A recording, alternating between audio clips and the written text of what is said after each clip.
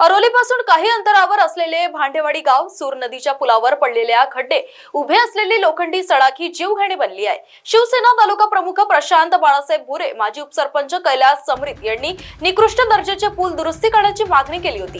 मात्र सतत होत असलेल्या अपघाताला आळा घालण्याकरिता रोली, भांडेवाली, कोधामेंढी अन्य गावातील नागरिक रस्त्यावर उतरले।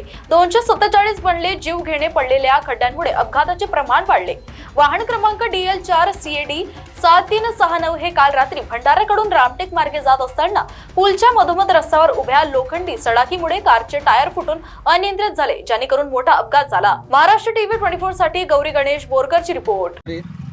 अरोली इथून बोलत आहो आणि हा भांडेवाडीच्या सूर नदीवरचा पुलिया त्यावेळेस करण्यात आला। आपण त्या PWD वाल्यांना सांगितलं, त्याच वेळेस मी सांगितलं हा तुम्ही जो काम करताय त्याच्यावर चांगलं थर राहील तेव्हाच हा पुलिया चांगला टिकू शकते, अन्यथा टिकणार नाही। परंतु त्या इंजिनियरनी बरोबर ऐकलं, पण तो काम बरोबर यांनी केला नाही आणि केलं बी।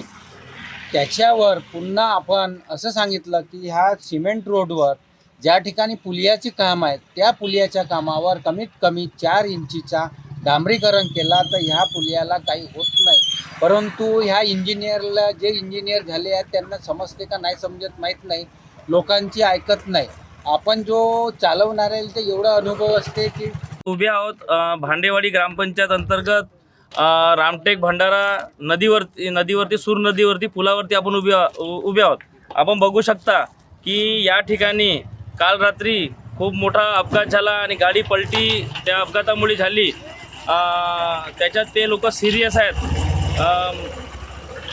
आजच्या या परिस्थितीमध्ये असं लक्षात येते की हा पूल अगदी निकृष्ट दर्जाचा त्यांनी बांधकाम केलेला आहे। जो कोणी ठेकेदार असेल आणि जो कोणी संबंधित इंजिनियर असतील त्याच्यावर आपण कारवाई करावी। पण तत्पूर्वी मी सांगू इच्छितो की हा पूल आताच खराब नाही, याच्या अगोदरसुद्धा हा पूल खराब झालेला होता आणि त्यावेळेस आम्ही इथे येऊन चक्काजाम म्हणा किंवा थोडंसं आंदोलन केलं होतं। त्यावेळेस PWDचे अधिकारी येथे येऊन हे तात्पुरतं थातूरमातूर दाखवा इकडे, तात्पुरतं थातूरमातूर येथे त्यांनी डागडुगी करून ते त्यावेळेस निघून गेले। तुम्ही बघू शकता।